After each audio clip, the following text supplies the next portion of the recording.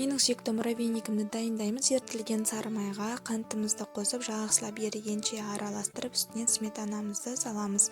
Оны да бір тегіс масса болғанша араластырып болғаннан кейін үстіне ұнымызды елгезекпен жайменен араластырып, қою болған кезде қолымызбен илеп, қолға жабыспайтын өте жұмсақ тесті дайындап аламыз.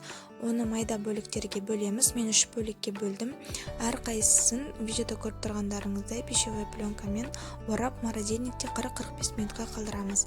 Одан кейін теркамыздың үлкен жақ бөлігімен жеке-жеке өткіздіріп, қызып тұрған пеште пісіріп аламыз. Өте сондай әдемі түсті видеода көріп тұрғандарыңызда осылайша болып піседі. Әрқайсысын қолымызбен осылайша еземіз. Сары майымызды, комнатный температурада вареную сгущенканы және піскен корждарды осылайша араластырып, стаканға немесе кез келген фигураға салсаңыздар болады. Одан кейін үстіне кокосовый стружканы қосып мен сәндедім. Өте дәмді болады. Ас болсын.